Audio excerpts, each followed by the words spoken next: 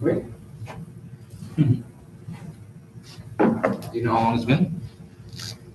1 second. Great. Peace, everybody.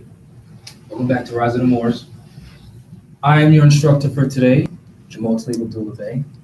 Thank you for coming. Thank you for participating. Today, we're going to go over trust law. A lot of Moors, well, people in general, have a lot of questions about trust, what a trust is, how to create one, and how to do commerce with one. So we'll be going over, do you need a 98 EIN number from the IRS, et cetera, et cetera, et cetera. You'll be needing Black's Law Dictionary 4th edition. If you do not have one, you can go to Google, just Google a PDF 4th edition, and it'll pop up. Also, I'll be referencing this book right here. Are you confused about law? You can get it on the same website you got this lecture from, riseofthemoors.org. Also, I have another book on the website specifically for trust law, and I'll be going into it also as reference. So basically, you want to know what trust law is, this diagram. In the Bible, it says, observe all things which I commanded you, and lo, I'm with you always. Meaning, if you observe nature, the truth is right there in your face. Right? So in nature, the grandmother creates the daughter creates the rest of the generations, and so on and so forth and so on and so forth. Like a lot of African cultures, you'll see the elders, they'll be giving the younger people advice on how to maintain things because they already did it. You know what I'm saying? That's basically what a trust is. Because at one point, your grandmother was the administrator, meaning taking care of things. If that makes sense. Then she passed on all her knowledge to the mother, who then she becomes the administrator, and then she gets to just relax. So in trust law, the grantor can also be the beneficiary. Does that make sense? If your grandmother has your mother and you're not born yet, then your mother becomes the administrator for the benefit of your grandmother, while also setting things up for your benefit. That makes sense? So in trust law, the grantor and the administrator are never the same person, but the grantor and the beneficiary can be the same person. This is basically all you need to know. And this is called the divine trust because we're divine beings. So you hear people say, a living trust, a divine trust, an express trust, a private trust. It's all essentially the same thing. It only becomes private if you don't tell anyone about it. You know what I'm saying? So I'm about to read this little excerpt from my book, Are You Confused About Law, on page 122. A trust is an established agreement that includes specific obligations to be performed by a truster or administrator who is lawfully vested with certain rights and charged with the performance under oath or affirmation to manage the affairs or properties of another, which are established in the creation of the trust, to which the truster is charged with maintaining the trust for the benefit of one or more beneficiaries. Does that make sense? So if your grandmother has farmland that she wants to give over to you, she's going to teach her daughter how to maintain that. So she's granting her daughter basically all administrative powers over the farmland when she gets old. It's the same thing with any business, with any estates, with your house, etc. So if you're a child and your mother has a house, your mother's obviously the adult, the majority, she's taking care of it, or parents. Your mother and father is taking care of the house. They're the current administrators.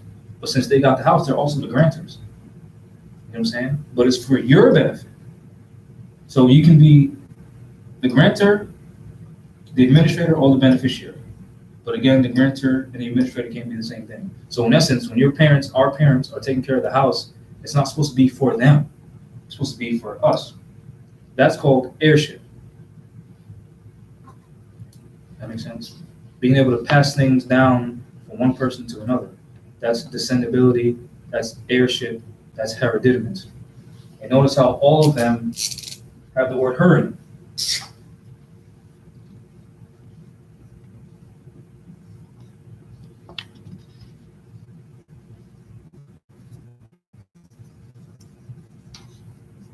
Etc., etc., etc. Her. Because in nature, the estate is passed down through the woman. Because men can't form humans in their wombs because men don't have wombs. That's why it's called hereditaments. And hership, basically. And even when if you're part of a Moorish Science temple, what's the leader of the temple called?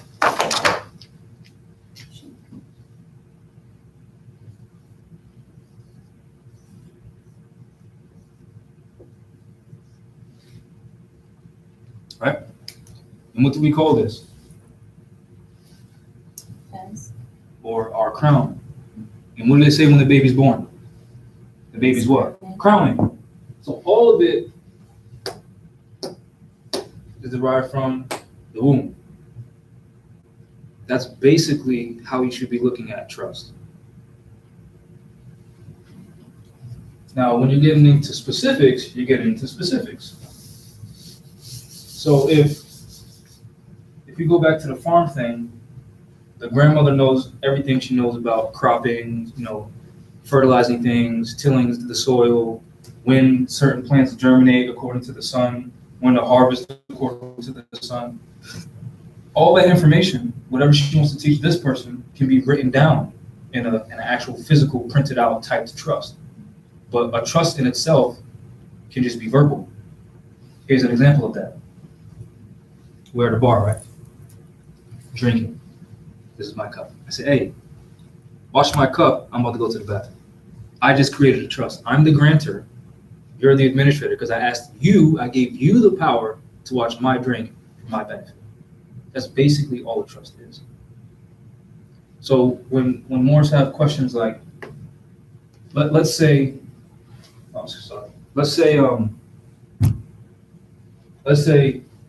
you have a house, right? Mhm. And you have children, and you created a trust for your children where you set up, I'm the grantor. I'm granting, once my child turns 18, now they have administrative, rights over this estate. Basically, you can say however you want to say it. And once I teach them exactly what to do, they take charge. My family. Do I have to record that with the county? Right? Here's the answer. All cell phones, please mute all cell phones. The answer lies in the Constitution. Let's go to the Constitution for the United States of America.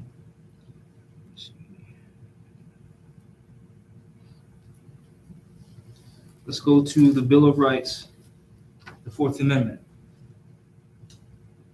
In the Bill of Rights, it says, the right of the people to be secure in their persons, houses, papers, and effects against unreasonable searches and seizures shall not be violated, and no warrant shall issue, but upon probable cause, supported by an oath or affirmation, and particularly describing the place to be searched and the persons or things to be seized.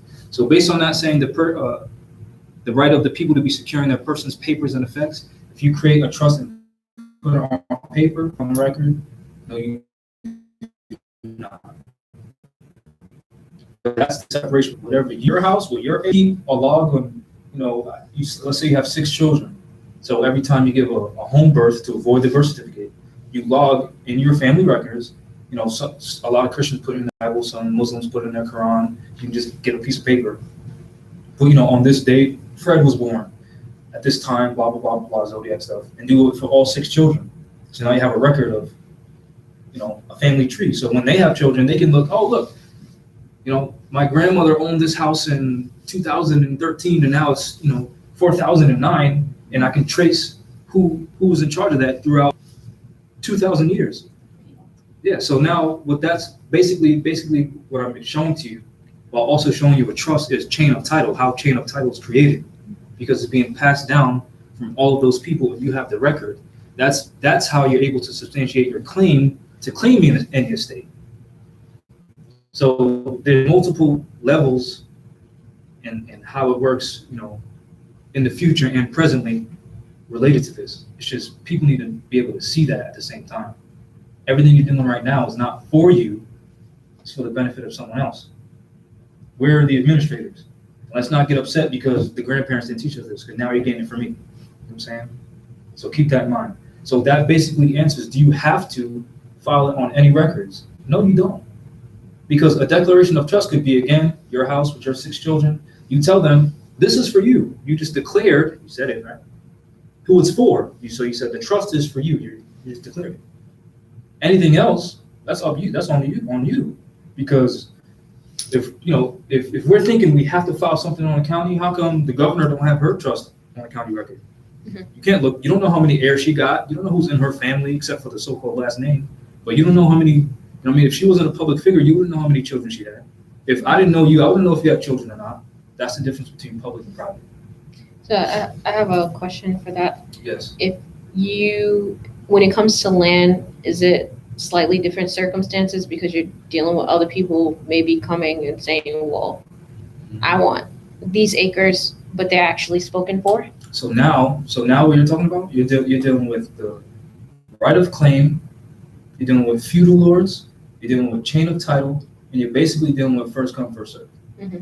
And you could also deal with squatting, but when you look up Black's Law Dictionary, 4th edition, squatting's unlawful.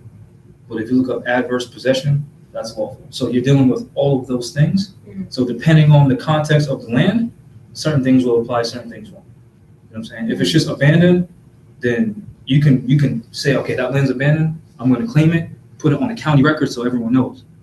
Well, yeah, that was my question. Would it be beneficial to just put it on a public record so that you're letting other people know? I might not have anything growing on that land yet, but it's not a part of yours. Yes. So even let's say you do claim it, and something happens, the Europeans doing whatever they do. Since you put that on record, either you have it filed or you have it at home with date on it, whatever, stamped by Secretary of State, whatever you got, right? Eventually, years later, when the situation changes, your heirs will be able to come and be like, oh, I'm checking these records, and my great-great-great-grandmother or great-great-great-grandfather claimed this. Here's the allodial title, stamped, blah, blah, blah, blah, blah. Why are you on this? Mm-hmm. Then you can get it. You know what I'm saying? Mm-hmm. But things will happen a lot faster or smoother if we had our jural societies or body politics or our nationals up. Some people say unity or black nationalism or whatever you want to call it. It's really just us coming together saying, oh yeah, this is ours, by the way. Because that's basically what the Europeans do. Mm-hmm. So it's not necessarily paperwork, it's us coming together. Once we come together, everything is easy. Mm-hmm. Then we can say, okay, now we're gonna file this and blah, blah, blah, blah, blah. Because we can file things all day, but if you don't have the administrative resources to protect it, secure it, whatever, then you're basically just claiming stuff and then sit back and do nothing. You're not actually getting anything. You know what I'm saying? But the knowing how to put things in words and how to write things is still very important. Because if you don't know how to do that first, then we're not going to be able to claim crap. Right? So if you're looking into, even when you said, the land, someone may claim it, it could be two heirs, right? If I'm your brother, you're my sister, and you're our mom, and you say I get to take care of the estate, and then you pass away or whatever, she can challenge my claim. But if you establish everything and we're respecting your law, I would say, well, look, Ma wrote that blah blah blah blah blah. I get claim to this. Mm-hmm. So now we're basing off law because the grantor wrote it. Mm-hmm. So we have to start seeing law as not just because the Europeans said it in their ordinance and their statutes and their codes and their city whatever, and even the Constitution. We literally can create our own laws for our own families. That's where you get into the I self law and master. You can create your own will, and then also when creating that, like let's say we get into that debate, and Ma said I get the estate because I'm the most competent at the time, right? Mm-hmm. So now that's law. Guess what that does? That avoids us going to probate court where the Europeans get to say, well, this is what you get, a part of your estate. We have nothing to do with it. And you got to pay us now. Mm-hmm. Because we're honoring what our mother said. Honor thy mothers and thy fathers, that their days would be lengthened upon this earth land. Mm-hmm. You know what I'm saying? So since our parents don't establish wills for us and trust for us that we can inherit, every time they pass, where do they go? Probate court. And then the Europeans say, oh yeah, your mom left you $20,000. We're going to tax 90% of that. Here's $5. Mm-hmm. Writing a trust, a will, establishing law in your family alleviates all of that. Because now it's not bickering and fighting amongst each other. We're saying, let's honor what our mother did.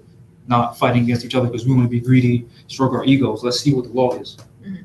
That's what this does. That's what this is meant to do. Because we're supposed to administrate this planet while we're here. Everything else is just additive, which we can do. Any other questions? Other great question. No questions? So how do we start the trust? How do we start the trust? Well, As far as like writing it down. writing it down. Sure. Well, basically, let's see. Let's see what I have in my book. Basically, this is what it is. You basically write. You can write a trust like this, right? You can call it an express trust.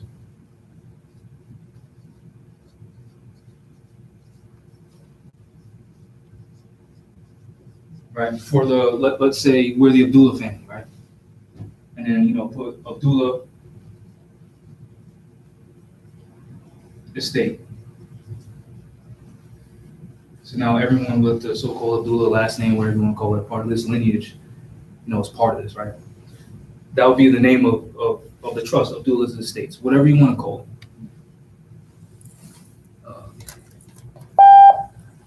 Then you put in who the grantor is. We'll just say me. Right? We'll put, if you want to be, this is when specificity gets involved, you can put whatever you want, right? As the grantor, blah, blah, blah, blah, blah, I have the full power to create and enforce laws within this trust, right? Then the administrator will say, let's say I have a daughter and her name is Meg. Meg. Her name is Meg. Then we'll say, as administrator, you have to abide by all the laws that the grantor established. Right? Then beneficiary. This trust is created for the Abdullah family and to ensure that its heirs has security in their life. Whatever. Then, so that's just the basics. Then you could establish, as a side note, a trust fund. Right? That could be, A or whatever. However you want to structure it, it's all on you. You can say 20% of all family earnings goes to this trust. So now let's say if, as a grantor, I'm still part of the Abdullah family, I don't have to be the administrator of everything, but I've been working so long, I got my own cookie shops, right? So I'm making cookies, I've been making cookies for years. That's how I'm able to buy mega house, keep everything going, got 2 cars, whatever, off these cookies, so I'm trapping cookies like a savage. Everyone likes chocolate chips, right? So I'm making whatever amount of money, and all 20% of that still goes to the Abdullah estate.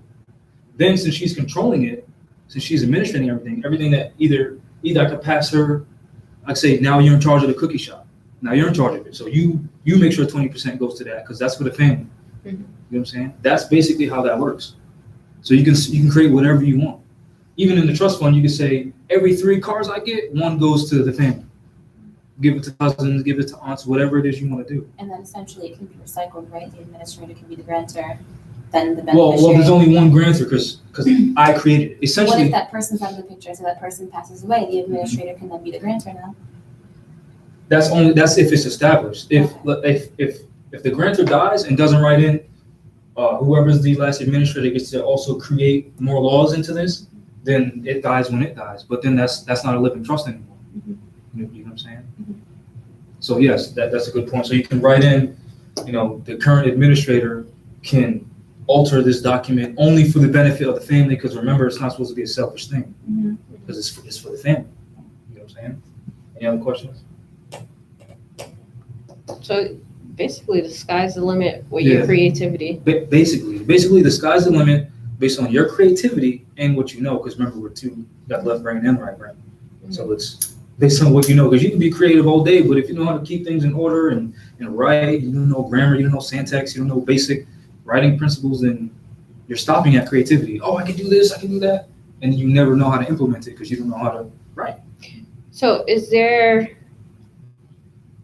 ever more than one grantor or more than one administrator? They can, yes. So let's say we want to do business together. Mhm. We want to have a restaurant. We can all pool our money together. So now we're all renters. So now we basically have shares in this company, basically. Then let's say, if in the Abdullah estate you got the cookie shop and a car shop, and your family owns a market, all of these places need to be administrated by someone.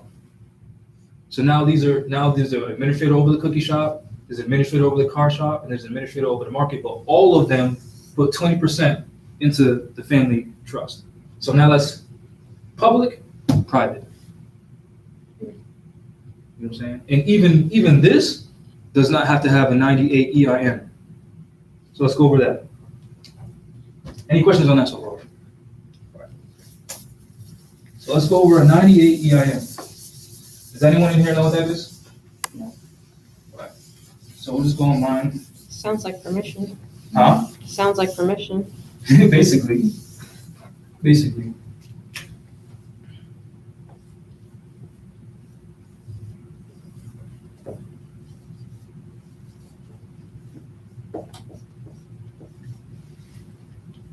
Let me just turn this on real quick.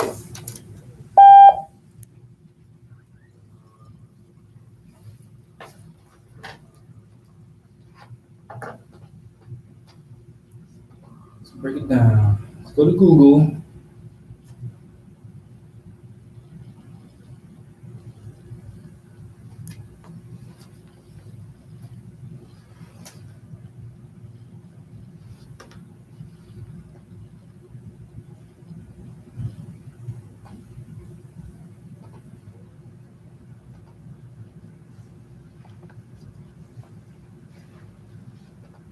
Are you switching over to this? Yeah.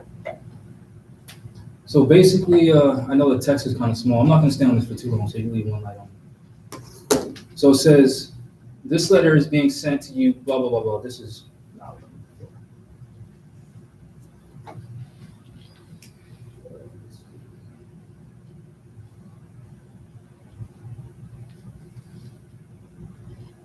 I'm not going to find it.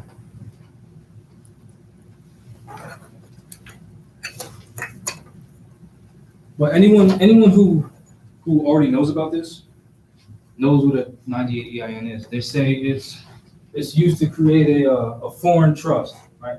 Mhm. Now, obviously, if you don't associate with, like, let's say Walmart, then you're foreign to them, Mhm. right? So obviously, if you don't associate with the IRS, then you're foreign to them. Now, based on the Constitution on the Fourth Amendment, where it says you have the right to be secured in your person, papers, or effects, do you have to have one of these?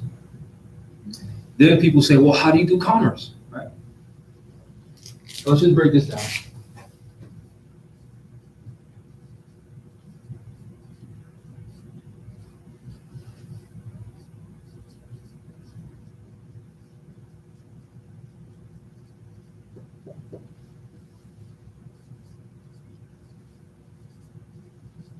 The 98 EIN is an employer identification number. Now, when most people figure out what this is, they've already learned that the birth certificate and the social security number are used to basically tax you. So they say, well, use the straw name, which you're not it, to create a 98 EIN. But in order to get this, you have to use the social security number. So why even do that? If you're supposed to be disassociating yourself with the social, and this requires you to have one, and then you submit it, then they're just going to be able to find your social based on this number. Mhm. So it's no separation. It's just another hole for you to dig yourself in. And then you put your business under that, so now your business is taxed. So it's a way for them to tax whatever entities are doing business within their jurisdiction, even though their jurisdiction is a fraud. Well, it's not, I shouldn't say it's a fraud, it's based on contracts. It's based on what the people agree to. So if you agree to this, that's what you agree to. Well, you don't need it. You know what I'm saying? So let's just go into this document right here. Because we don't even need to go into that document. You can go into the Constitution, Article 1, Section 8, and Article 1, Section 10. Article 1, Section 8 says only Congress has the authority to lay and collect taxes. Does this spell out Congress? Internal Revenue Service, does that spell out Congress? No, it doesn't. So that's already telling you that constitutionally, they have no right to do this. But contractually, so lawfully they can't, legally or contractually they can.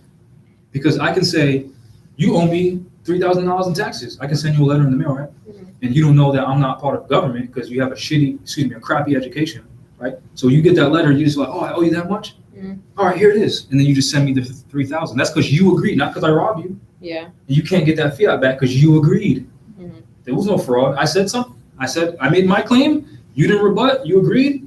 I win. Mhm. You know what I'm saying? What was that? Were you looking for the 98? Yeah, I just from wanted the to read it and IRS? explain it. Is this it? Yeah.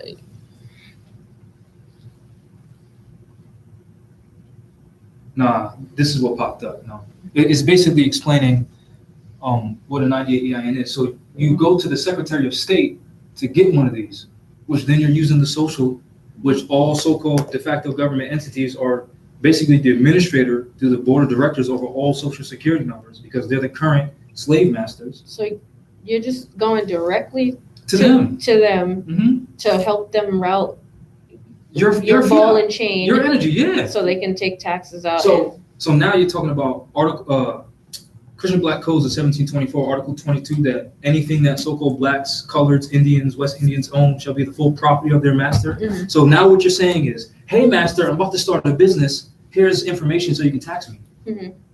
but But then people say taxation is theft. But you're submitting all your info by Yeah. choice. They say, well, what if you get locked up? Now they're just using fear to get people to do what they want. It was private. Yeah.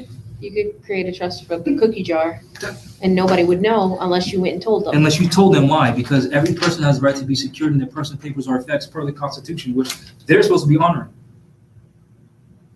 But then again, they're not government, and they tell you that, right? So let me just show that document for the record, once again. This is National Archives and Records Administration. Can you see this on camera? This is Betty H. Richardson, United States Attorney, United States Attorney's Office, Box 32, Boise, Idaho, 83707. Telephone number 208-334-1211. And Richard R. Ward, Trial Attorney, Tax Division, U.S. Department of Justice. Telephone number 202-307-5867. Civil number 93405, Echo, Juliet, Lima, which is phonetic alphabet. Diversified Metal Products, Incorporated, who's the plaintiff, versus Tebow Company Trust, Internal Revenue Service, and Steve Morgan. So basically, this is the United States responding in regard to this case. And the United States in paragraph 4 says, the United States denies that the Internal Revenue Service is an agency of the United States government. So if they're not an agency of the United States government, could they be collecting taxes? Mm-mm. And last time I checked, according to Article 1, it says Congress has the right to administrate commerce. Is that spelled commerce? No. So therefore, you don't need a 98 EIN to do commerce. Not only that, but Article 1, Section 10 of the Constitution says no obligation shall be placed on contracts. So if you're talking about commerce, you're talking about doing contracts with people, right? So since it says no obligations can be placed on it, they can't say, well, you can't conduct business unless you have this, because now you're putting an obligation on it. Just like they can't say, well, we can't hire you unless you have a social, because now you put an obligation on it. Then when you relate Article 1, Section 10, talking about no obligations shall be placed on contracts, and you relate it to the Treaty of Peace and Friendship between the United States and the Moors, it says merchants can buy and sell at free will, which is commerce. So it's the same thing. So Moors rely on the treaty, not this 98 EIN, because the treaty says you can do whatever you want. You can buy and sell whatever you want. You can't be compelled to buy anything. You can't be forced to associate, which is now you're dealing with the United Nations Declaration on Human Rights, Article 20. I think it's A and B or 1 and 2. It says no one may be forced to associate. So you can't be forced to associate with the IRS, meaning you don't need this. It's all by agreement, meaning it's all legal, meaning it's all what you agree to in contracts, because you have the right to privacy. See how it all kind of just works? It all basically works in a circle, and you get to say whatever it is that you want to do, as long as you don't hurt anyone. Mhm. You know what I'm saying? So if you got the cookie shop for your heirs, you got to tell them how much money you make a week. That's for your heirs. That's nothing to do with nobody else but your heirs. Now, since it's a public venue, they can say, to an extent, let me see how clean everything is. But that's based on what the customers say, not some, well, we're from the state of Rhode Island, we're with the sanitation department, we gotta check. Nah. If the people you're serving don't complain, how dare they just walk into your establishment like, let me see what's going on in here. Mhm. Do you have any warrants? Because if then once the people start complaining about your service, then they're gonna have a warrant because people are complaining. But if no one's complaining and everything's smooth, you wrapping your hair, you don't got hair all up in the chocolate chips, you don't got rats living in your kitchen, then everything's fine. You don't need no permit on the wall because permit means permission. You don't need any licenses because license means permission. Again, look up Black's Law Dictionary. You don't need any of that crap. That's all them regulating what we can and can't do. That's their trust. Remember, because a trust is a corporation. Because those people entrusted themselves with something for their benefit. It's the same thing. Their trust is against our trust. You know what I'm saying? Everything they do, they have multiple people. So if we got multiple people setting up, hey, this is our cookie shop. You can't come in here and do whatever you want. Now that's trust versus trust. But when it's really just people versus people. But they hide behind the trust. Just like in The Wizard of Oz, he hides behind the Wiz, but it's really a man behind a curtain. There's human beings hiding behind the name IRS. And they make the IRS all spooky. So when you see that, you get all scared. When it's really human beings. Hey, Fred, the law says this. What are you talking about, Fred? Who's the agent for IRS? You know what I'm saying? That's how it works. So if you're talking about the Abdullah Estates, you're talking about a multitude of people. If you're talking about the IRS, you're talking about a multitude of people. You know what I'm saying? That's what it's made for. Any other questions? No? All right. Now I want to go into this document. Basically, you don't need this. Again, read the Treaty of Peace and Friendship between the United States and Morocco, which will state merchants have the right to buy and sell at free will, which is what we're doing on our website, right? We're doing commerce, right? Isn't selling books, isn't that commerce? Isn't trade, isn't that exchange? Do we have an MDA EIN? No. Then all we did was set up a trust, right? Yep. You own half, I own half. This is how we're gonna manage it. We're doing it for everyone's benefit, right? That's a trust. We don't have to file that nowhere. It's on the public record because I said, hey, everybody, welcome back to Rise of the Moors. You can get our stuff on riseofthemoors.org. Now I'm telling you where to get the commerce. No 98, nothing. No tax, nothing. That's private. You know what I'm saying? You don't know until I tell you and make it public. You know what I'm saying? So this document is really well. It helped me understand what a trust is. And at first it didn't make sense to me, but as I kept reading and learning, it started to make sense. And we'll attach this link. Basically, when people are seeing this, they'll already get the link in the attachment for the video. Let me scroll up. And the best thing about modern technology is we can control search things. So it's the canon of positive law, and it goes into many, many things. I'll just show some of the things on the list. Check this out. It goes into, scroll down. It goes into morality, it goes into proof, it goes into what truth is, it goes into what a person is, what an animal is, what a thing is, what a word is, what a document is, what land is, sea, building, good, what's good, what location is, what's a divine person, what's a true person, superior person, inferior person, supreme juridic person, universal juridic person. It goes into what time is.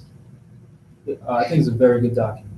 So since I had on the image, on the screen, this right here, a divine trust, let's just go in here and basically control search it, go to divine trust. So now it says Canon 1505,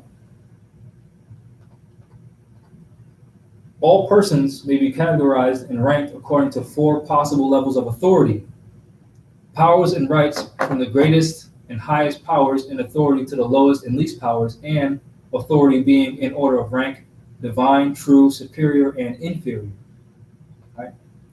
So it says, a divine person is a purely divine spirit person associated with a divine trust. That's this. All of this is divine. This isn't made by hand. Right? So in masonry, they say, the master architect, which is the grandmother, builds a perfect temple, which is the body, without the rasp of a saw, the hammering of nails, and then behold, the perfect temple is formed. That's the human body. That's divine. That's a divine person. Right? And molecularly, this does it on its own. So that's divine. That's why it's divine. We basically have no say in that. It just happens, right? So let's not look at this as if it's like some spooky. No, this is nature, right? Formed in accord with the sacred covenant. When the sperm cell hits that egg, that's a sacred covenant. That's a contract. What happens when that happens? A baby. That's that sacred covenant. And then you get this Latin phrase, which you can look it up, by the divine creator, into which the form of divine spirit, energy, and rights are conveyed. So now you're talking about hereditaments or birth rights. So as soon as that manifests, that physical being is formed, the divine spirit enters it, which is energy, and that being has rights, right? And that's declared right in the Declaration of Independence. We hold these truths to be self-evident, that all men are created equal, that they're endowed by their creator with certain unalienable rights, right? And then right in the beginning of the Declaration of Independence, it says nature's God and nature's law. That's divine trust. That's divine creator, right? It has nothing to do with man at all. Although, once we get placed into the physical thing, then it has something to do with us. But until then, that has nothing to do with us. And then, the right to free choice and, all that kind of stuff comes in the body. You want to get whatever she wants because it's her body, her rights, and then that whole argument. But other than that, it is what it is. A true person is attributed to a true trust formed when an associated divine trust already exists, and there is a lawful conveyance of divine rights to use and propose, known as divinity, to a true trust associated with then the birth and existence of a living level 6 higher order life form. A true person can never be claimed or argued as higher than the divine person from which it derives its authority. So basically what that's saying is this, right? It's basically saying this.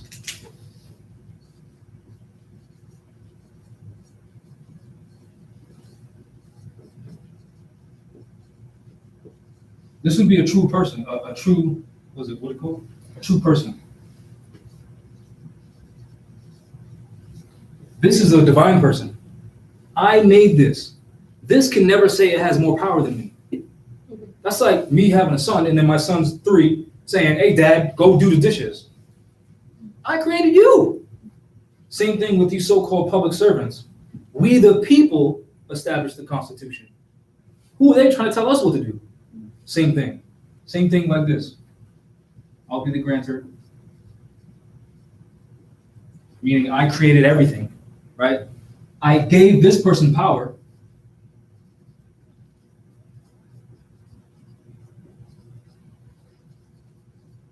Right? As the grantor, I gave Meg the power to be an administrator over this estate. How is she going to then tell me what to do? Now, she can make suggestions on how things are administrated, but basically, I'm the end all be all. Her authority derives from you. Her authority, what does it say? La, la, la, la, la. A true person can never be claimed or argued as higher than the divine person from which it derives its authority. How are you the administrator, meaning someone gave you power, and now you're saying, I got more authority than you? Mm-hmm. Same thing with the prophet. When Joel was on the scene, he was basically the reason why all these Moors had fezzes on, right? Meaning they got the sauce from him. Now they're saying, oh, don't believe him, follow me. Mm-hmm. How does that work? Mm-hmm. If you don't know how to read, and I teach you how to read, then you start saying, oh, don't listen to him, you don't know how to read. I taught you. What are you talking about? That's what this is saying. Right? Questions? I had a question, but I'm not sure if it's. Just ask it. Is this how corporations get away with, like, the whole true person thing? Is this how they? You're talking about natural person and artificial person? Yes. Okay. Because they use this, and they say, oh, if you don't pay them, it's gonna lock you up. It's gonna lock you up. That's an artificial person. Mm-hmm. That has no power over me. Right. Humans created this. So if something's created by humans, how does it then have power over humans? Mm-hmm. That's what they're subliminally saying in all the robot versus human movies, iRobot and Matrix, all that kind of stuff. Yeah. It's the artificial being taken over the humans. That's that. Because essentially, the grantor can grant administration power to someone else Yeah. if the Grantor administrator's is, not doing their job. this is what the grantor could do. Oh yeah, this don't exist no more. Same thing with the people who control this. They can say, oh yeah, this don't exist no more. That's the power of this and this, the mind and this being that we're in. You know what I'm saying? That's what people need to realize. IRS don't exist on its own. Human beings say we're the agents of the IRS, meaning they are the IRS. You know what I'm saying? If we say, welcome to Rise of the Moors, we're the only administrators of it, we are the Rise of the Moors. But it's really our nation coming up, but we're the current administrators of that. You know what I'm saying? I mean, not the entire thing, obviously, but you get what I'm saying. So that was a great question. Any other questions? A superior person is a form attributed to a superior trust when associated true trust already exists and there is a lawful conveyance. Oh yeah, let me talk about this right here. A lawful conveyance of divine rights. That's again with this Abdullah trust.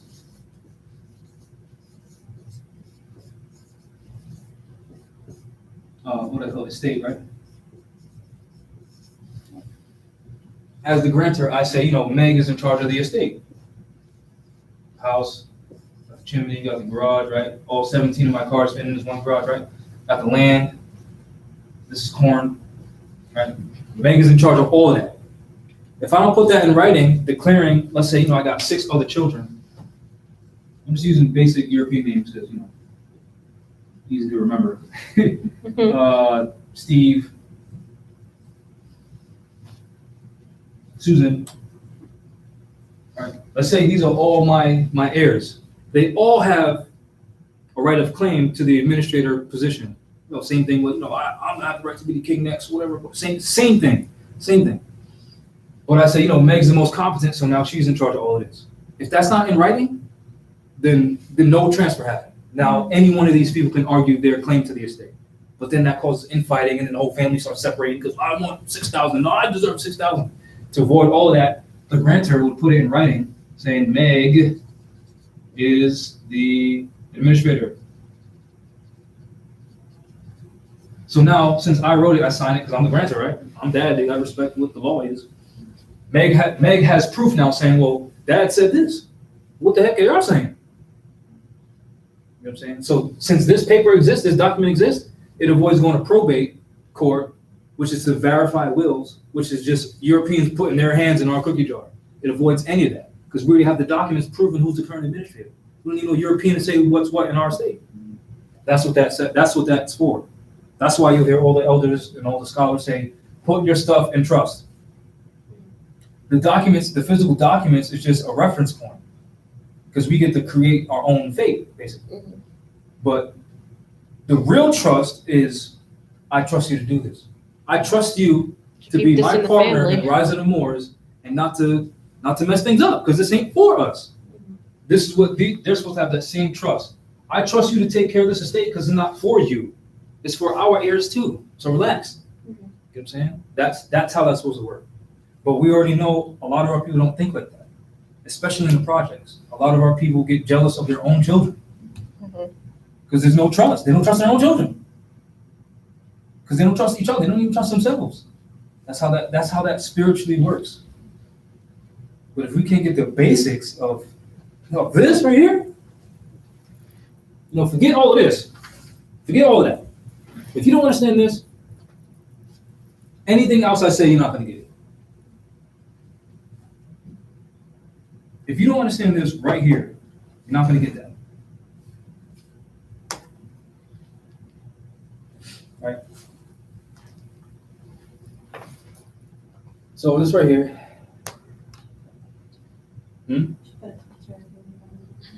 Oh, me, my mother, my grandmother? Oh yeah, basically I said the same description. That's what a real divine trust is. Let me see right here. An inferior person or Roman person is from attributed to any Western Roman trust and is the lowest standard and weakest of all valid forms of persons. An inferior person can never be validly, legitimately, logically, legally, lawfully, or morally claimed or argued as superior to a superior person. So basically that's saying, if you want to simplify it, basically that's saying a trust can never own property. Why? Because it's not a person. Because it's not a living person. It's an artificial person, but Right. because it can't do It's not a anything. natural person. Since it was created by a human, it can't own crap because it was created. Just like this. This can't own anything because this was created. Basically, that's what that's saying. Then when you get into basically the human history, you already know Europeans got the RH gene. Roman means red man. Europeans get all pink, red. We don't got to go into any of that, but basically that's why it's called the Roman trust, because they're genetically, although they are humans, they're genetically inferior to us. That's why they can't stand in the sun. But they're still humans. It's just they don't have any rightful claim to the planet like we do. But since we don't claim it, it's abandoned. So now they're just administrating it.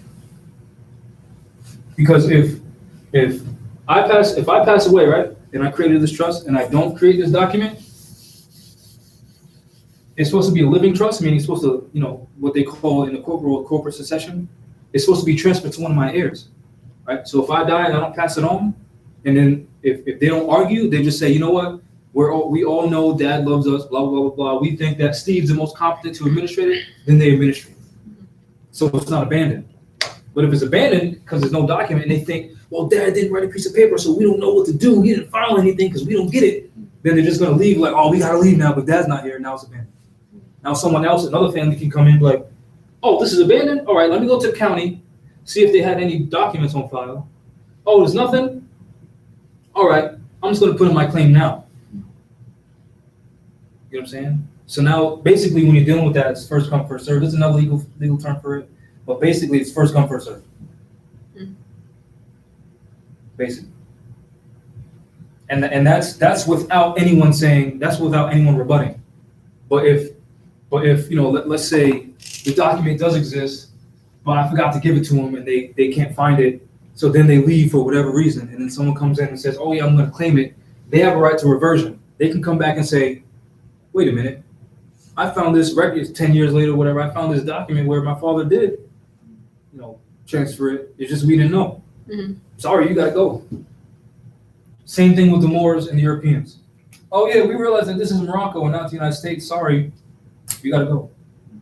Because once we start, having all the cookie shops in the world, now the European cookie shops are going to run out of business. And I'm just being that to be, facetious or whatever you want to call it. That's a farce. But once we start taking over manufacturing companies, car dealerships, then they're going to have to leave because two things can't occupy the same space at once. Just like two families can't inhabit this estate at once. Same thing. Any questions? So again, this document is a canon of positive law. Keep reading it. There's 428 pages. Excuse me. Let me go back into the 98 EIN number real fast.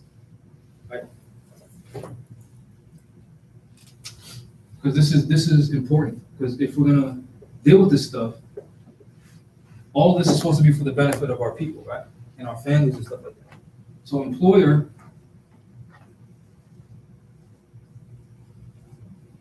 you look it up in the law book, Black's Law Dictionary, 4th edition, Google it if you don't have it. It means master. Employee means servant. Also, boss means master. So when you call someone your boss, you're saying master. Do we want our family members to be our servants? This is why the prophet said, be careful more, some of your own way interpreters and will try to put you back into slavery. And then when you look up employee, in his law dictionary, it'll say it's different from an independent contractor. And it basically says this person does the bidding of this person. This is why our people can't get time off. Because they got to get permission from their master. But instead of saying master, they say, oh, my employer or my boss. But they're saying master. It's right in the law book. You know what I'm saying? So once we get into commerce, we don't want to hire our family members as servants. No, you're going to be an independent contractor with me. We're going to do business together. You're going to be my associate, not my employee, because I'm not your master. We're in this together. That's why we can deal with that. Remember, the prophet said we're using those names and principles that allude to slavery. Not just Negro, black, colored, but employee, employer, you're my boss, all that crap.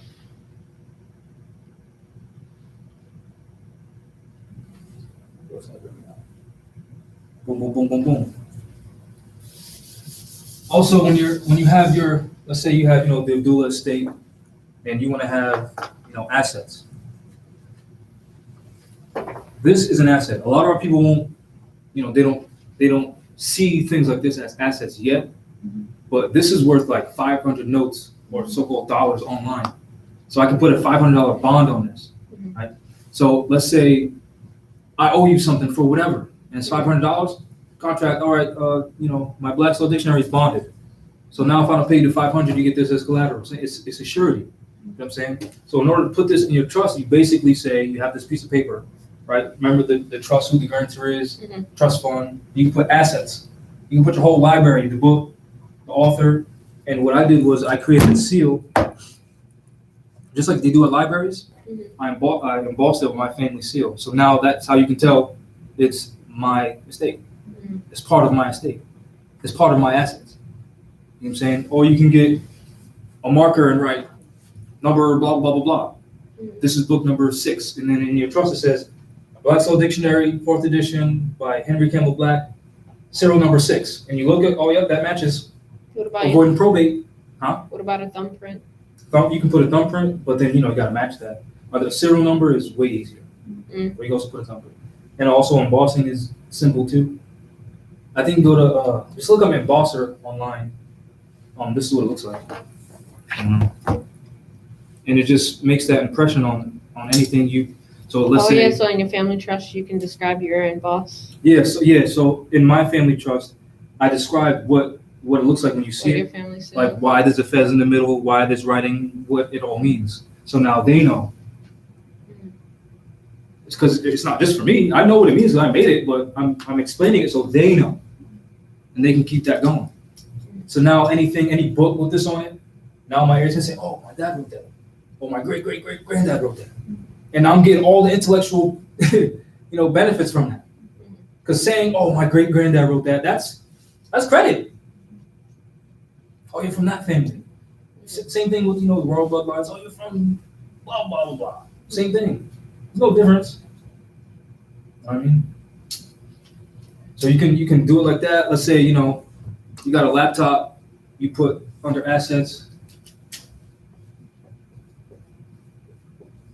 you put the books, you put, one red laptop, serial number, boom, boom, boom, boom, boom, boom, boom, boom, boom.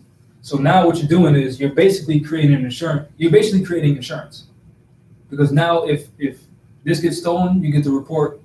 Because, most people don't know their serial number on their laptop. So once it gets stolen, it's like, well, it's stolen. It was red. It looked like this. But if you already have it written down, you can tell the cops, oh, it's this, and this. So if it goes to a pawn shop, they have all that information. Stolen. Now they know what to give it back to you. That's insurance. That's a form of insurance. It's ensuring that you get your crap back if anything happens to it. You know what I'm saying? Or based on that family trust fund that you put 20% of all your earnings in. As you put 20% of all your cookie chips, whatever, now you got all that fiat or gold or silver or whatever. Now you can buy a new one. That's insurance too. So you're creating your own insurance. Yeah, so instead of paying someone else for all the things that are in your trust. Instead of paying someone else, which you ain't getting that money back, I'll just put it here. Just the only problem with fiat is that if you leave it in like a damp spot, since it's only paper, it has no value, it's going to get stuck together and you can't use it. So don't put it on your mattress. Put it in a weather-controlled environment. You can also buy things that don't deteriorate, like metal, gold, silver. Yeah. Also, exactly. You can use your fiat to get real money. And that'll hold the value. Yeah. As well. Exactly. If you get and silver, that's international money. Exactly. If you get, precious metals that won't deteriorate no matter how long it's sitting there, it will never lose its value. as compared to this.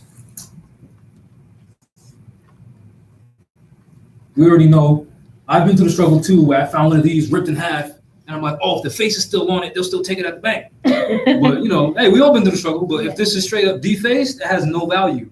If this is scratched, bent, it's still silver, it's still copper, it still has its value. This, spit on it, wet, you had it in a washer, it's all crumpled up, can't use it. This,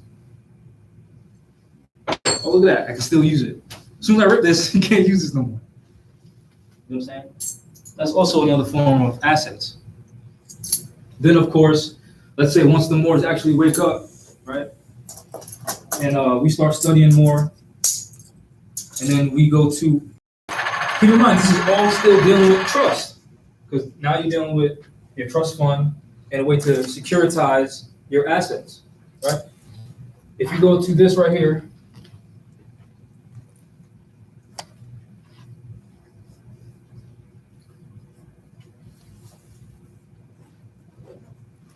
I think it's .org or .gov. US Debt Clock. Just look it up. You'll see it. You click down on the bottom where it says precious metals or value of metal. I'll just do it on here, so it's very specific.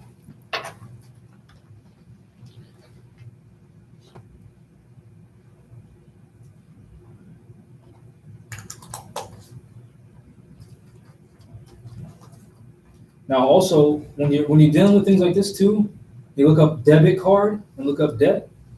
Tell me what the difference is.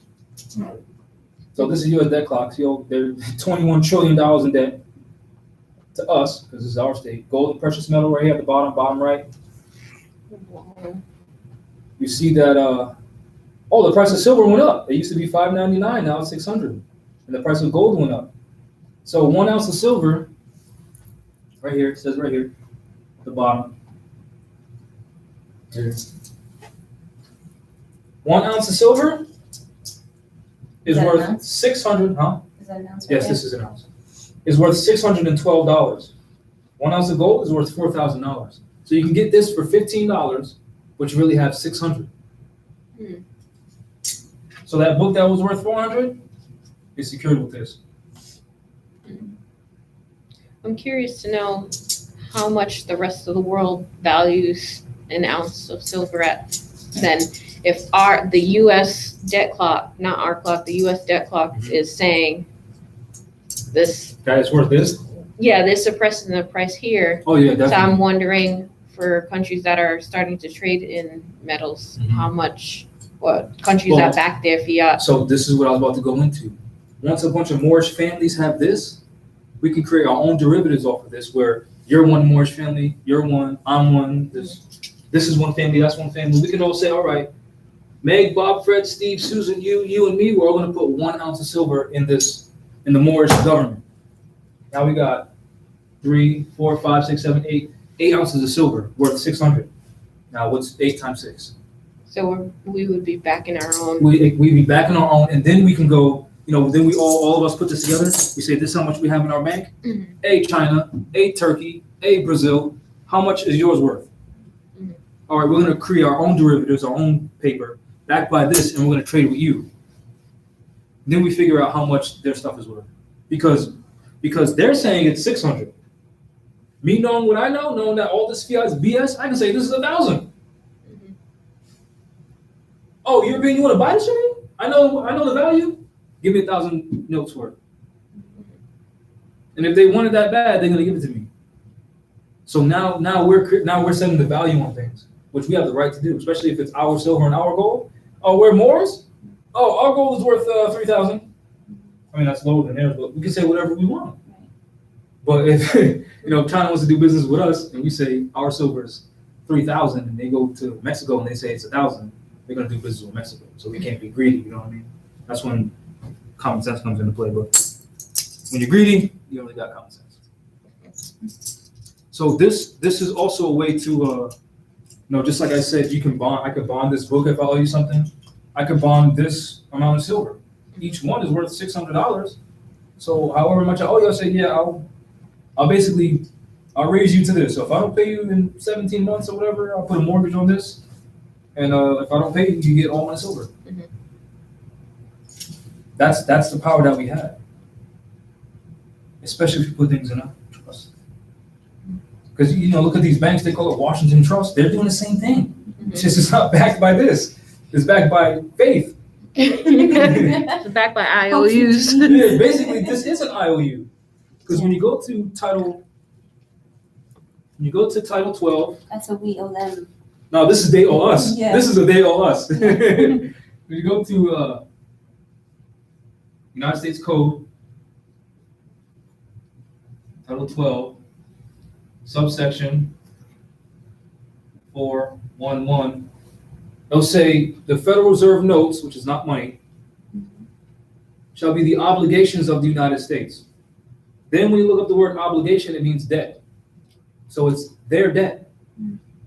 Meaning they're supposed to pay, and if you want to buy this book for $400, lawfully, the United States is supposed to pay for it. Lawfully, based on what they said. And then also,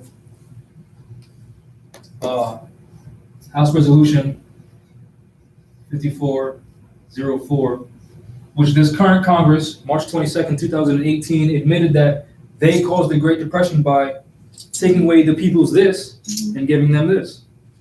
Now, if every family knew that, every Moorish family, even Europeans, every family knew that, that would shut them down. Now we become the creditor again. Now we get to say, what you mean I owe you $20,000 on this mortgage? How much? What are you asking me for? This or this? Because this isn't in circulation anymore.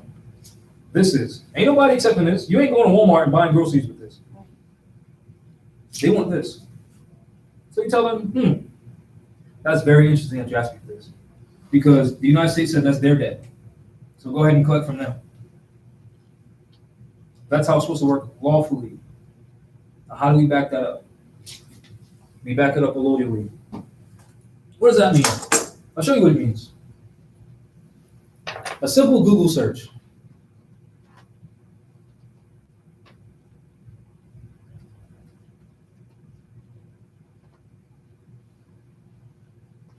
How do we back that up?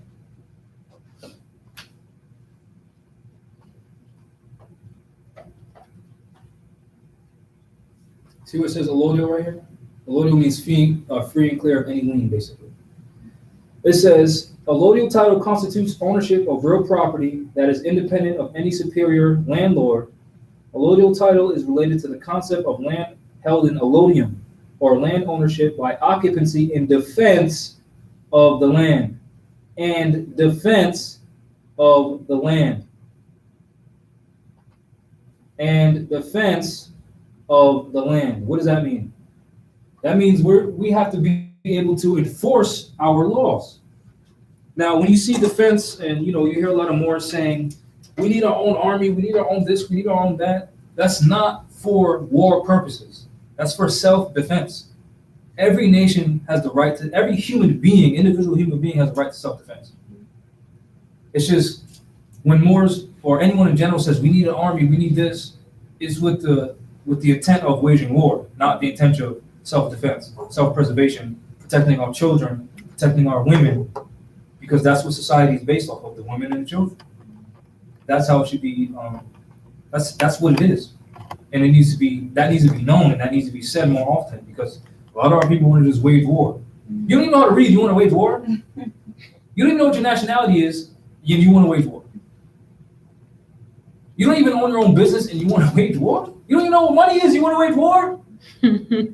You can't even tie your shoe, which I know Asiatics, so-called black people don't know how to tie their shoe, and you want to wage war. Let's be serious. But we have the right to self-defense. You know what I'm saying? And we should be wise enough to know not to pass our limits. Meaning, we know we have the right to claim an estate. We also know that our land's under occupation, and we also know how many active Moors are in this area and how many basically are just asleep. So we know we're outnumbered based on how many people are awake and active. So we can't just go out and start deboing everything because we know something, because that's not how it works. You know what I'm saying? Like, Donald Trump does not respect China just because they have a prime minister and they're Chinese. China has an army for self-defense. That's what they respect. But China's not threatening to wage war with everybody. They're just saying, we're just doing business. And yeah, by the way, we do have our own security, which is their military, but they're not provoking everybody like the United States is. Oh, we're gonna wage war with you. Like, the United States is crazy. You know what I'm saying? So we do not be like that. We have the right to protect our stuff. That's it. Don't harm us, we won't harm you. That's nature, basically. You see, like, you'll see two animals square up, two cats hissing at each other, but they might just hiss, act like they're gonna do something, rotate, and then they'll just walk away. Like, all right, you didn't hurt me, I'm not hurting you. That's the same thing. But then once one cat attacks, then the one being attacked has a right to defend itself. We've been violating that law of self-preservation. We get stomped on, get kicked out of our houses, and we're just like, oh well. We've been violating that law. But that does not mean wage war. That does not mean self-defense does not mean wage war. And that's the distinction our people need to know. But it starts by knowing these basics, knowing that this is what money is.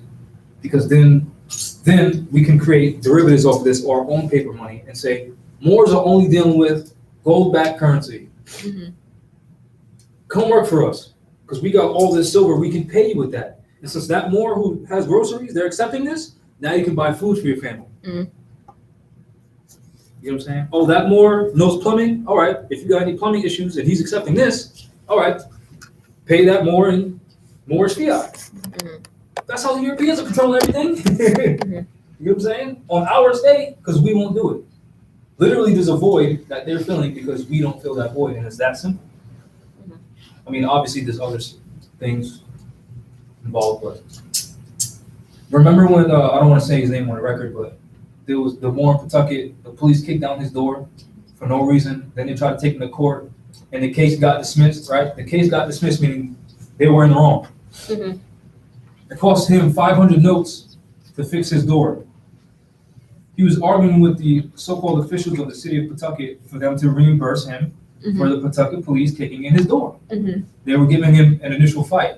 Then he told 5 other Moors about it, so we showed up to City Hall as his defense. That was our military. We're with this brother in his defense. As soon as the Europeans walked in the room, oh, you're from the so-and-so, he said his name. Oh, yeah, we'll deal with that first. Then they all sat down.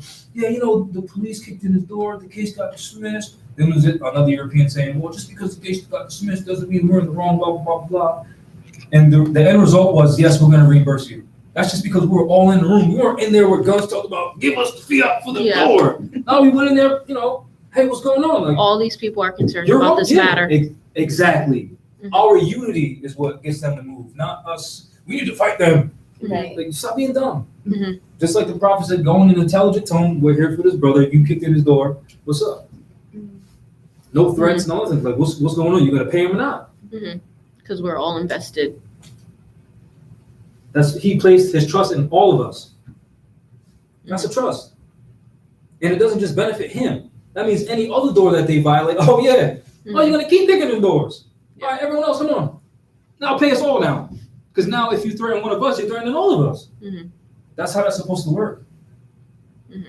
That's how it does work. Just like the case that we got dismissed. That was 2 people. 2 people. Imagine what 100 could do. Imagine if 100 more is domiciled in this area. We was like, hey, City Hall, we're all claiming, we all put this square mile radius in our trust. This is our street. This is our land. Leave us alone. Then we got our own sheriffs patrolling because we're paying them with gold and silver backed currency. Europeans do it. Koreans do it. So-called Jews do it on our land. We're the only ones not doing it. That's the trust. It trickles into so many things. But a lot of people don't get it. Because they think certain things are literal and certain things aren't. They have it basically flipped. Yeah, people are very focused on literally. How do you write it down? Word for word? Yeah, exactly. When people say place your things in trust, that doesn't mean a physical paper. That means this, right? This is placing something in a trust. If my mother's not home and I live with my mom, right? Mhm. I'm gonna take out the trash and wash the dishes. That's a trust. That's keeping things going, so the house doesn't decay and there's animals and crap living in the house. That's a trust. Same thing, if she got some farmland, if she's not taking care of it, oh, I know these crops are used to feed my family, let me go ahead and do this. Mhm. That's a trust. It's that simple. It's that simple. It's not complicated. All this other, you need a 98, that's all administrative stuff for them, for their tax purposes, when they're robbing us, when the IRS ain't even government. Mhm. So you can use what they're doing, learn what it's for, and apply it to yourself. That doesn't mean you're subject to that. Mhm. Just like this, you can read what this is saying and apply it. You can say, all right, well, they're creating fiat. We can create fiat with this and just back it by this, which is what they should be doing. Mhm. So we'll just do that. Yeah. But that doesn't mean we're subject to this. Mhm. That means we study what they did, which they really got for our ancestors, but we're just learning now, right? Study what they're doing. I don't like the way they do this, so I'm going to take this good stuff, leave that bad stuff alone, and I'm going to apply it here. But we just take everything. Like, oh, that good stuff and bad stuff, yeah, I'm going to take all of it and do my people dirty. That's what's wrong. Mhm. This principle isn't wrong. This isn't wrong. It's how you use it is wrong. They're saying we're going to pay off the debt, but then they're like, nah, we ain't paying off the debt. Mhm. So now you see how words are just words, because no one's enforcing that. If there's 1,000 of us going to the Federal Reserve saying, yo, what's up? Where's our silver at? Mhm. Now they're obligated. Now we're leaning them. We're all there. We're all saying what's up. Mhm. Because a lot of people think a lien is just a piece of paper that you file, right? If they owe you money, right, you just send in papers, that's nothing. Mhm. After they send us a bunch of papers, what do? Knock on your door. That's the ultimate lien. Mhm. Because now you're talking about a divine person showing up, collecting that debt. Not just some paper. You're gonna send paper all day. If I owe you $30, you're gonna keep writing me in the mail. You're gonna come to my house, Come break your knees. wobbling. I'm gonna pay you on time. You know what I'm saying? That's law. That's common sense. Mhm. We keep writing letters. Penmanship on fleek. Calligraphy. The typing game is excellent. You can type all day. You scared to go on a real world though and knock on these doors. Hey, what's up? How many times have we been to court? They're seeing us. Mhm. We're not just filing stuff. No, you're seeing No, what's as up. soon as we walk in the As soon door, as- they know our faces. Exactly. As soon as we walk in the city hall, they know our face. The security guards are already, hey, you guys back? Hey, what's up? Can I get a paycheck up in here? Someone help me all these hours. You know what I mean? That's the ultimate lien. Literally, I'm leaning against this. That's what a lien is. I'm pressuring this. Leaning. People don't see that. They just think a lien is some paper you file. I did a commercial lien. I did a manufacturer's lien. That's not what it is. Mhm. A lien is you owe me 30 notes. All right, I'm gonna keep showing at your door. Put pressure on you. That's a lien. Not something. What is this gonna do? You know what documents I shred? Don't we all get bills and be like, shred it? Because they don't knock on our door. But as soon as they knock on our door, oh, you turned off the power. Oh, let me just call this place, put a little deposit on. We all been through it. That's the ultimate lien. They turn off the gas real quick. That mail you never even opened. That's what I'm saying. Already know what it is. That's what I'm saying. So every time the board says these people mail, oh yeah, just put it in the mailbox, just shred it because they ain't gonna do nothing because they never show up because they think it's just paperwork. You know what I'm saying? Oh, I messed up his white shirt. It's all good. But yeah, that's the ultimate lien. Our unity is the lien. You know what I mean? Us going to City Hall. Oh, y'all having a meeting? All right, we'll sit in. It's public. Good. Now they're saying, oh, these people are waking up. Now we have to start doing things for them. Mhm. That's us making the demand. Mhm. And we can do it on a free national name. Like, like our people get so confused. Like, I'm the administrator of this account. I'm the this, I'm the that. If you're in your own proper person, you don't need to say it. You just be it. I am that I am. We keep going up. I'm the beneficiary. Stupid. What are you doing? Yeah. You're That's having a showing that you're conversation with incompetent. somebody that knows. You don't have to state the obvious. Right. I am the person that operates and wears this sweater. That's like in the beginning of this video, I said I'm the lecturer Jamal T. Dulbe. Obviously, I'm up here lecturing, right? But if you didn't know my name, I'm saying my name. But obviously, I'm the lecturer, so I'm gonna say every 3 seconds, "Oh yeah, I'm the lecturer." Like obviously, listen to me. Mhm. You know what I'm saying? It's the same thing. Mhm. So we don't have to be part of, not just go to City Hall. Oh yeah, we're the Moors of this area. You know, this is our domicile, this is our home. We inhabit these lands. You're foreigners. This is what it is. This is what it's not.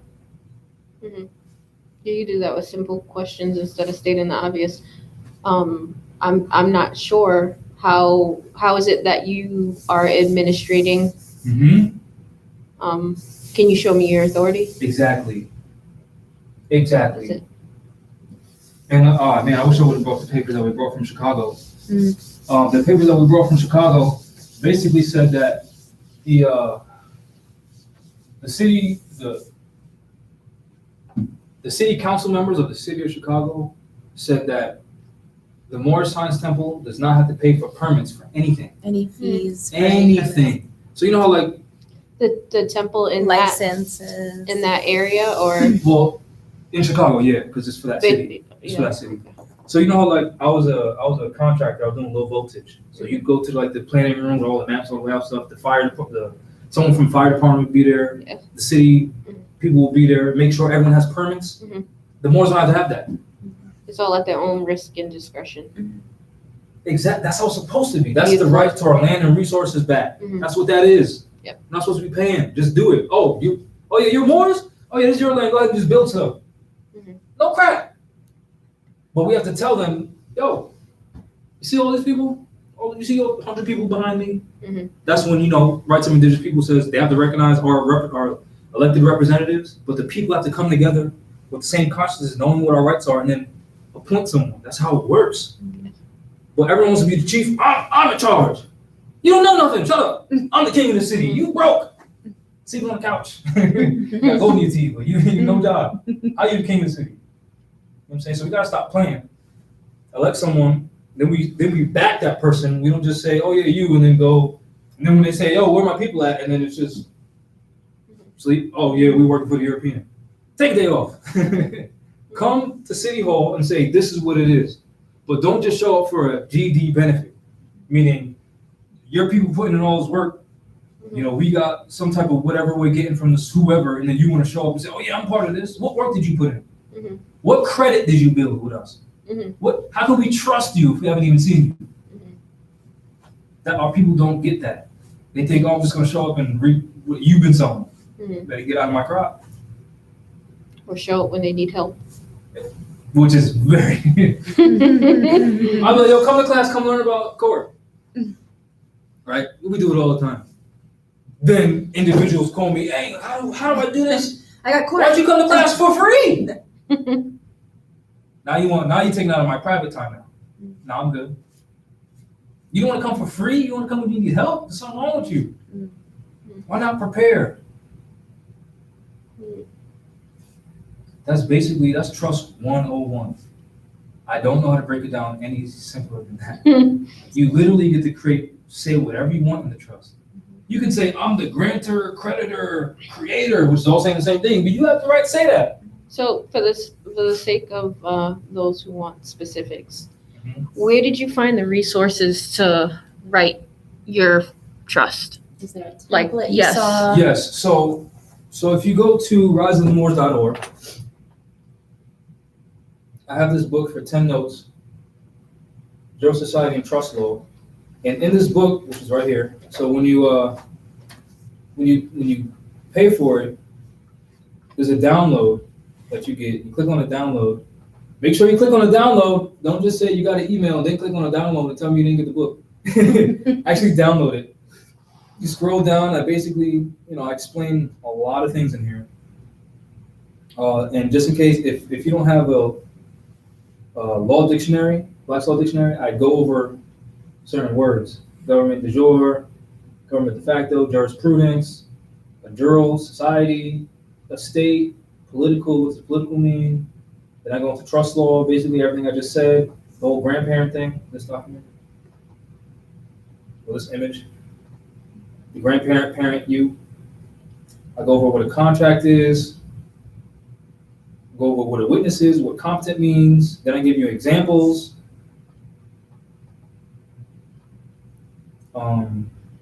What cheating is, what a mortgage is, what a tenant is, what an owner is, because some people will be like, I'm an owner, but owner don't mean what you think it means.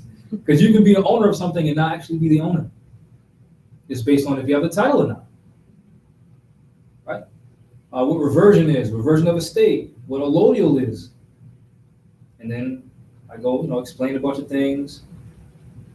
Then, credit, deed of trust. Because, like, when you create the trust as the grantor and you appoint an administrator, Mhm. that document where you're appointing that person as the administrator is a deed of trust. A deed is an action, and the trust is the agreement that you made. So that's proof that you appointed that person as an administrator. That's a deed of trust, not ownership of property. It just means something was done. Mhm. It's like a receipt, basically, or a bill of sales. It's the same thing. I mean, slight differences, obviously, because you're buying something in one situation. In the other situation, someone's appointed to do something. But it's basically, in essence, the same thing. Executive officer, what fraud is. I explain all of this. Wow. Then keep going. Trustee, what a trustee is, ward. Then here's a trust example. You can put the official name of the trust, blah, blah, blah, blah, blah, the grantor. I put, my name. You just have to put yours. You just copy and paste this. See, I put being the grantor of the trust, testator, executor, trustee, conveyor of the trust, sole proprietor of the trust, etc. I invested with the power to make, create, amend, enforce, administer, and perpetrate all laws as it pertains to the trust and regulation of its assets, hereditaments, corporal and incorporeal estates, labors, and businesses of the trust, involving the trust and or related to the trust and the assets, hereditaments, corporal and incorporeal estates, labors, and businesses placed and or of the trust, and or involving the trust and or related to the trust. So I'm saying I'm in charge of every single thing related to this trust. So even if you're looking at it, you're involved, I can say, get off my trust or get off my land. Don't breathe it. Exactly. Don't touch the gold. You can look at it, but don't touch it. And I have every right to say that because I created it, right? Then the reason why I created the trust, and I put a lot of this stuff doesn't have to be in it. It can be in if you want it, if you want to. This is just an example of what's in mine. And then I go over how to appoint one, what their duty is, who can be a trustee. Basically saying you can't be a trustee unless you're either married into my family or you are my family. And no boyfriend and girlfriend crap, none of that. Either you're going to be married and in it or not. Mm-hmm. And that's for my ears, so they know you ain't, just because you got a girlfriend, she ain't an administrator now. Yeah, y'all got to be married, life partners, and I think I added children in there too. I can't remember. I have to read it again. Liability of trustee. So if you violate this trust, you can be removed from the administrative position or you can be charged. Whatever it is I say. Mhm. If you're my daughter and you've been violating a trust, all right, give me 10 gold coins. That's the punishment. Or I can say, you ain't an administrator no more, your sister is. That's the punishment. Or you brought damage to the trust, now you're not Exactly. ever going to be a Or you beneficiary. dishonored our name, so now you Cut off. yeah, you cut up. You ain't getting the 20% that you owe now. You ain't getting that other car. Or whatever it is, you ain't getting access to the library no more. Whatever it is, you ain't getting the food. You gotta pay for food now. No Wi-Fi for you. Yeah. No Wi-Fi. That could be a punishment. You know what I mean? That's serious. Then specific powers of the trustee. The power to deposit funds in the bank or other accounts. Oh yeah, you can't really edit the document, but you can highlight things. So you just copy and paste it somewhere else, and then you can edit it because I locked this document. Then incapacity of the grantor. So I'm the grantor, right? So if I become physically or mentally incapacitated, whether or not a court has declared me incompetent or in the need of a conservator or guardian, the successor trustee shall be, and then insert that person's name. So if I'm physically hurt, mentally hurt, I put in who's going to be basically the person who has right to the crown, Power of basically. attorney. Well, not really power. Yes, power of attorney, but it can be explained as that. But it's really who's the next administrator. Mhm. So if the king dies, who's the next king? Right. That's basically what that's saying. And then you put, if you and I are in a relationship and we have children, and I say if I'm mentally incapacitated, I'm saying you're going to be in charge now. You know what I'm saying? That's just so it avoids, again, probate. So everything's already laid out. Because you might have all the plans in your head, but I don't see the same things you see. So things that are simple to you might have to be explained because you don't know the competency level of your heirs yet. So you might have to explain certain things to them. So to avoid any questions, be as detailed as possible. In certain areas, you might have to be vague, depending on circumstances, but whatever. Then the determination of the grantor's capacity to manage the trust shall be made by boom. So if the doctor says you're mentally incompetent, but that doctor's not related to you, and I'm your cousin, I'm saying, nah, she's good. You can go back to administrating that estate. You know what I'm saying? That's how that works. The successor trustee shall, if necessary, ask, let's say my mother, to state in writing an opinion on whether or not I'm able to continue managing my family assets. That's how the family is supposed to be running stuff. Not some foreigner telling you what to do. No, you go to moms, you go to pops. Hey, am I good? Am I doing this right? You go to them. They have way more interest in your estate than some foreigner. They just want to rob you. That's why the prophet said they're living off your virtues. Because they go to probate, they say, oh yeah, we're going to tax you out of your own estate. That avoids that, right? Then it says the successor trustee, meaning once, the person in charge after I'm injured or whatever, may rely on the written opinion when determining whether or not to begin serving as trustee. That makes sense. The trustee shall use any amount of trust monies or trust property necessary for the grantor's proper health care, support, maintenance, comfort, and welfare in accordance with the grantor's accustomed manner of living. That's just because that's how I set it up. So if I'm used to smoothies in the morning and my heir is in charge now, since I'm dying soon, you might want to still make me smoothies because that's how I'm used to living. Please let me go out happy. You get in charge of all this thing, all the silver I got for you, all the books, all the corporations, all the cars I left for you. You get all of that. Just take care of me while I'm dying. That's basically what that's saying, right? Money shall be paid to the grantor at least seasonally.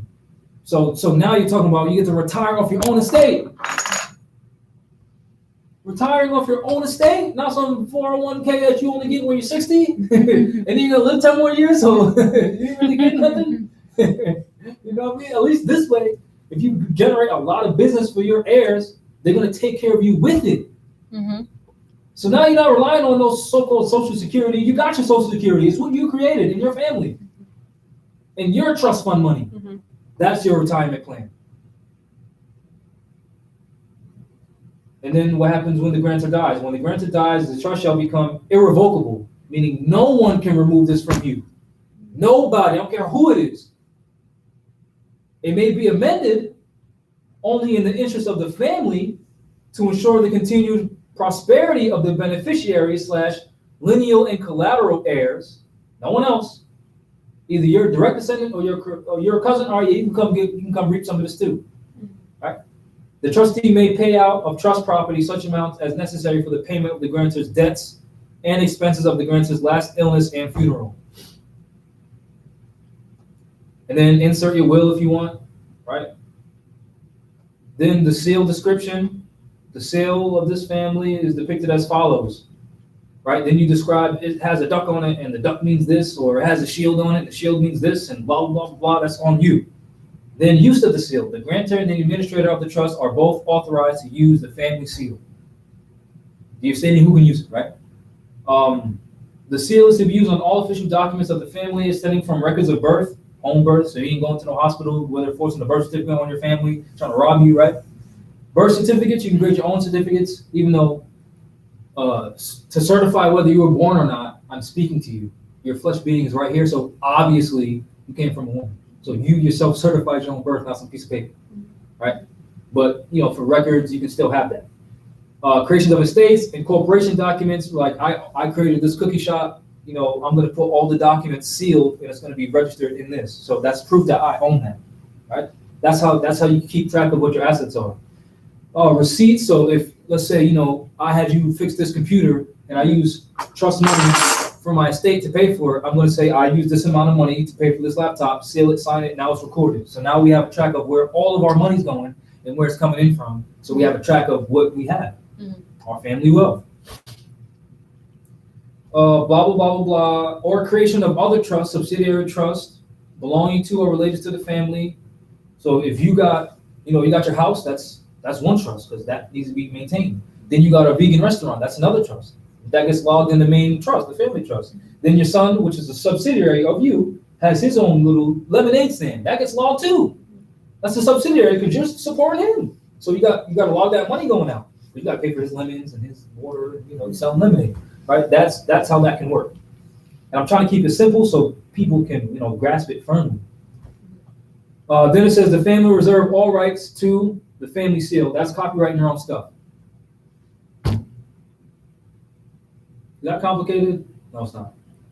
Then you can say, I certify that I have read this declaration of trust and that it correctly states the terms and conditions under which the trust property is to be held, managed, and disposed of by the trustee, and I approve the declaration of trust. Then you sign it under my hand and seal, insert your information, blah, blah, blah, blah. Then Schedule A is a list of what you own. You put your books, your laptop serial number, your automobile VIN number, your whatever. And then I go into some law to protect you. Right, like as an example right here, this part is very important. This part right here also deals with the EIN. I'm basically giving you my book, but still support your boy, right? Mm-hmm. So there's a clear, this is what you call stare decisis res judicata, right? This what I'm about to read here. This case was from Hale versus Hennikel in 1905. This is what, when people say, do I need to file on a county? This is what you tell them, additional to the Fourth Amendment, right? Basically this. There's a clear distinction in this particular case between an individual and a corporation. The latter, meaning corporation, has no right to refuse to submit his books and papers for an examination at the suit of the state. Meaning if you got your restaurant, and that's public, right? And the people go in there, and then people start complaining about, hey, there's rat poop in this food. Mm-hmm. Now you have no choice but to let people come in and inspect your establishment. That's the difference, right? The individual may stand upon his constitutional right as a citizen, Fourth Amendment. He's entitled to carry on his private business in his own way. Meaning, if at your restaurant the people are complaining about rat poop, they have no right to come in your establishment and look at anything. Mm-hmm. Public and private. His power to contract is unlimited. No obligation shall be placed on contracts. Merchants have the right to buy and sell. He owes no such duty to the state, since he receives nothing therefrom beyond the protection of his life and property. Meaning, your corporation pays taxes to the government that protects you, meaning no taxation without representation. Now, do these people represent us? Not if they're killing us, they don't. It's that simple. That's law. No taxation or representation, that's law. Obviously, if they're killing you off, they don't represent you. That's law. Mm-hmm. So why are you paying them taxes? That's law. I.e., taxation ain't theft. It's choice. Right? His rights are such as existed by the law of the land, long antecedent to the organization of the state, and can only be taken away from him by due process of law. Meaning they can't say you can't do business here. They can say you can't do business here because you're feeding people rat poop. That's due process. Now they have a cause. They can't just say, well, you can't because you're not following these codes. Mm-hmm. It just says I can contract at will. Unlimited. Mm-hmm. No obligation shall be placed on contract. That's constitutional. And then you have due process of, and then you tell me I have complaints. Show me the complaints. Yep. Signed by the complaintees. And then bring them to court. Oh, I never seen that person come to my restaurant. Oh, we got cameras now. I can show you. Oh, on this day, look, this person was never here. Stop also playing. with a contract between them and the complainers that they can represent those complainers. Exactly. In accordance with the Constitution, among his rights are a refusal to incriminate himself and the immunity of himself and his property from arrest or seizure except under a warrant of the law. Meaning if there's no one complaining about rat poop in your food, they can't charge you with having rat poop in your food.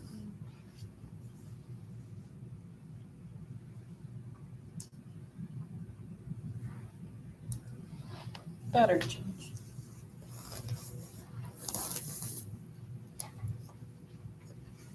How long is the video? 1 hour and 30 minutes. 1 hour and 30 minutes.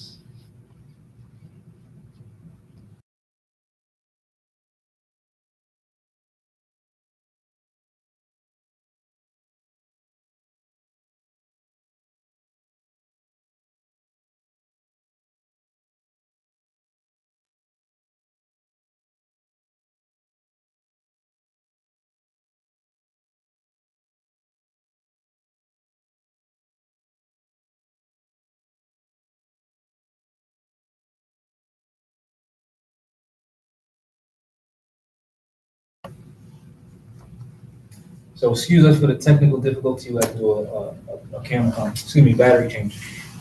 So what I was saying was, they can't shut down your restaurant without cause, meaning without due process of law. So if you have a vegan restaurant, they can't say, well, you don't have a license to have a restaurant here. Well, license means permission. This is my land. I have the right to contract unlimitedly, and the Constitution says no obligation shall be placed on contract. You're saying I don't have a license, that's an obligation. You can't say that. Then if they say, well, we're gonna arrest you, then you say, oh, look, you see these other 100 more that we got here? Oh, you thinking you arresting this woman right here? You gotta get to us. That's how the man is supposed to protect the woman. We got a bunch of cowards. Anyway, let me get back to this. It starts with the information. Then hopefully, some men with the courage will inspire other men to stand up and protect basically their mom. Because if you're looking at another Asiatic woman, you're basically looking at your mother. You're looking at your God, basically. So if you don't protect her, that's chapter 25 of the Holy Quran. If you don't protect him or her, then you're just letting your nation be destroyed, right? Etc. He owes nothing to the public as long as he does not trespass their rights. Meaning, if you got your vegan restaurant, don't trespass them by giving them rat poop. Because they have the right to either eat rat poop or not. If you're hiding it, you're violating their right. And I know I'm being silly, but that's basically how it works. Upon the other hand, the corporation is a creature of the state. It is presumed to be incorporated for the benefit of the public. It receives certain special privileges and franchisees and holds them subject to the laws of the state and the limitations of its character. Now you're talking about if we have 100 mores in this area, that's the state. And when you look up the definition of state, as I provided in this book, which is from the Law Dictionary, it says a state is a group of people bound together by common law. Meaning once your business is basically recorded or registered with our state, you're saying, I'm setting up this vegan restaurant and I want y'all to help me protect it. So now, based on what you make up for the fiat that you make from that vegan restaurant, it goes to pay the government, whatever percentage. You know what I'm saying? So now that's taxation with representation. So if any Europeans want to come to your restaurant, you're paying your own people to come. What are you doing here? You have no jurisdiction. What are you doing here? That's how that works. Not the state of Rhode Island. When you do research on the state of Rhode Island, incorporated 1836, that's a corporation. It's not a group of people. Although it is, but it's not government. And then it says it's a colony, and it's a European colony, and you ain't European, so you're not a citizen of that, unless you agree, which is a contract. You see how that all trickles down, right? And I'm not going to go into any more of this book. Again, you can get this book at riseofthemoors.org. Click on products.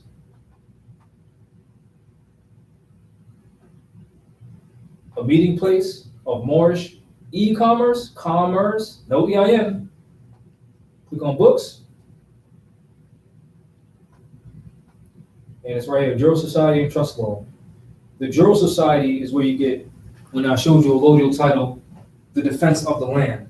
Or when I just gave you the example of you having your vegan restaurant and you pay into the people to help protect what you have. That in and of itself is trust law. Basically, when you hear all the so-called conscious community, so-called black people saying we need unity, we need that for this. But then when you go to the law book, you have no unity unless you have a nationality. Because that's what binds us, our bloodline. That's how we establish trust with each other. So when you say I'm a Moor, I know you know something. I know I can trust you to a certain extent. Because I know you have to know some of these things. You know what I'm saying? Whatever it is, you know. So if you say I'm a Moor, that means I know you know that this is your land, and I know you know the Constitution is the supreme law of the land. So I know you know that you know. So we should probably abide by that. Well, even simpler, if you're a Moor and I say I'm a Moor, then we both know we both have our nation's interests. Yes, we both have each other's interests Mhm. at interest or at heart. Mhm. Because I know what you're going through because I'm going through. Mhm. So let's get out of that. If you say you're black, I don't know what you know. Mhm. I don't know what you're gonna do because black people kill each other. I never heard no Moors killing each other. I never seen no fez up Moors shooting each other. I seen black people doing it because they don't know who they are. Mhm. So if they don't know who they are, that means they damn sure don't give a F about who you are. That's keyword to end. Give me the signals.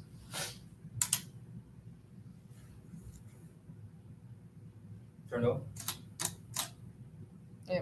It should probably just end. That's basically it. If you have any questions, go to my book, Trust Society and Trust Law. You can also find it in this book, Are You Confused About Law? RiseUpMoors.org. Also, you're going to get this link to the Canon of Positive Law attached to the link of the video. Yes. My